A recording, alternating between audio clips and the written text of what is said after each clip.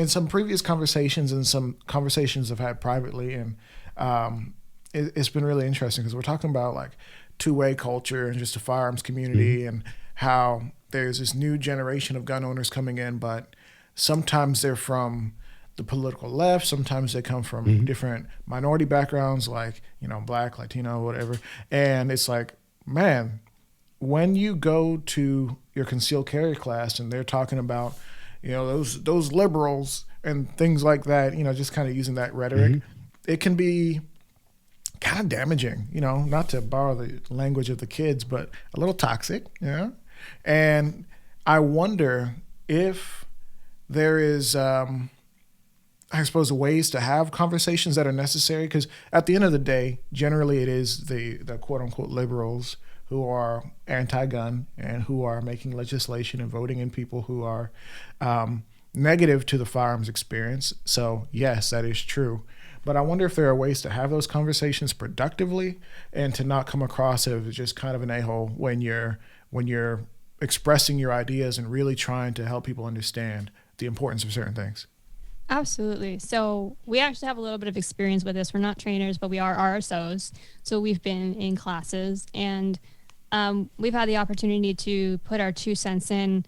And I think it's actually really important for trainers to do that, where you are addressing not just like, hey, these are your gun safety and your fundamentals, but also the importance of why you carry a gun, why the Second Amendment is important. So instead of making it political, you should never bring up the right or left, because the Second Amendment and the First Amendment and all the amendments, they should be apolitical. They just exist. They're not, you know, now some parties try to make it political, but they shouldn't. But you don't bring that up. You just bring up, hey, okay, one of the reasons, like, yes, congratulations, you're a firearms owner. Congratulations, I appreciate you're making an effort to be safer and training up. But now that you're a gun owner, you have a responsibility to understand your right. And now that you understand this right, you have to protect it. And this is what it does for you. A gun is not just a sport. It's not just cool. It's a tool that's going to protect your life, and it can also protect you against government, and it protects your freedoms. So I just had a conversation where I just told somebody, you know, about the Second Amendment, about freedom, and didn't bring up the right or left. And that's what we should be doing. We should be talking about freedom and their rights, which is universal. And eventually, once you put those ideas in people's head, and this will happen because this is coming from someone who grew up as a Democrat. Once you get an idea, a seed of truth in your head, especially when it comes to freedom, it tends to blossom into a tree. And it's a beautiful thing, because hopefully you'll get the opportunity to see somebody have that conversion. But I've seen it a few times where you plant that seed and don't push too hard. You just say a few truths. And down the road, they start coming to conclusions of, hey, you know, maybe these people that I support politically, they aren't protecting my freedoms and my rights. Mm-hmm. So they'll come to those conclusions because, like I said, there is a political party that is not protecting people's rights and freedoms, and they'll figure it out. Mm-hmm. And then they'll also hold people who are supposedly pro-gun accountable too. Because one of the things that we saw in Florida was, obviously after Parkland, it was the Republican Party of Florida. We had a Republican governor, a Republican supermajority, and they passed red flag laws, and they increased the age of purchasing firearms to 21. So despite having supposedly the pro-gun party in Florida, we lost some of our rights there. By the way, Florida's Republicans tend to continue that trend. It's 3 years later, and they're still voting against gun rights. Or just not bringing it up. That's what they do. But they actually actively voted against HR 8. They voted for that. In Congress. Yeah, in Congress. But yeah, we have a state full of rhinos, but there's a movement now that is hopefully trying to primary them out. So I'm looking forward to the elections. Yeah.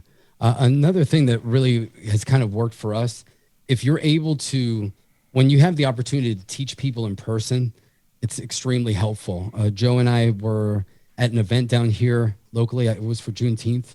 at for Kwaku James actually invited us out there. And Ron. And Ron Scipio, who wrote Erica's Big Day. Erica's Big Day. Yeah, Ron was on the program a few weeks ago. Yeah, he's awesome.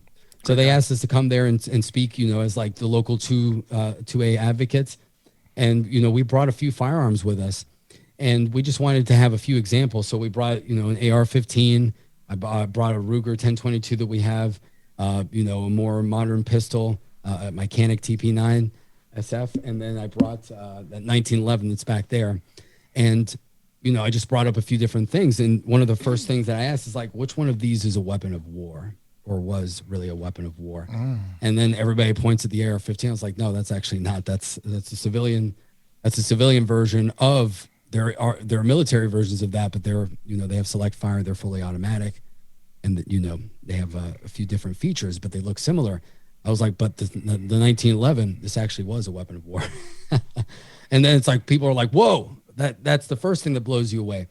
And then you kind of start talking about the laws, and you don't even have to talk about who proposed them or anything like that. You just have to say, look at my wife. She's smaller physically than I am. Don't you think that it would be really useful? Okay, let's say that I have an AR-15. Let's say that I'm taken out of the fight or I'm not home for whatever reason, and my wife has to use this gun. Wouldn't it be really convenient if you could adjust the length of pull by adjusting the buttstock on that? Doesn't that seem like a really awesome thing? Like it would be easier for her to use? And people are like, yeah. I was like, do you know that there are some laws that say that feature makes it an assault weapon and they would want to ban it? And then the women in the group are like, what the heck? That's BS. Like, and I was like, yeah, it sounds kind of sexist, doesn't it? And you can even throw things out in there like that and use those, emphasize those things. Without using parties, we did like a whole 2-hour presentation that blew so many people's mind that they just didn't hear about these things because once you hear Republican or Democrat, people just tend to turn off. So, or liberal or whatever you want to call it, and not listen to the message. So it's really important to get the message across without using those words and without using that. Just talk about the message behind that, and I think people will have much greater success. Mm-hmm. And then you can even go through history, and again, you don't even have to go through whichever parties in the past passed certain laws, but when you see laws that were clearly racially motivated to restrict minorities from owning guns, it's pretty obvious that there's a political motivation behind this. And you can see that the government passing laws to restrict basically people's rights is a form of them, using their power against you to control you. Mm-hmm. And when you start talking about that, it really starts, the freedom juices really get flowing, and people start thinking about that. Like, oh man, like I really start to see that this is more of a symbol. It's a tool, and it's also a symbol of our rights. Mm-hmm. And, it really just gets people think like they really appreciate it a lot more. Mm-hmm. I also found that statistics actually made a big impact too in that one. I had a ton of statistics, and showing that gun control isn't like they always have this message of we're trying to keep you safe, and then you pull out statistics and it's like, are guns really as dangerous as you're making it sound? Literally, I brought up the numbers of how many people died of blunt force and tripping and falling and all these other things. I'm like, why is no one banning hammers? Or the suicide rate. That's the majority we of. talked about suicide too. That was a big deaths. one. Yeah. So basically, there's no need for politics when it comes to gun rights because there shouldn't even be politics. And I think that's the main thing. Yeah. Mm-hmm. Now, let me touch on the suicide one, because that one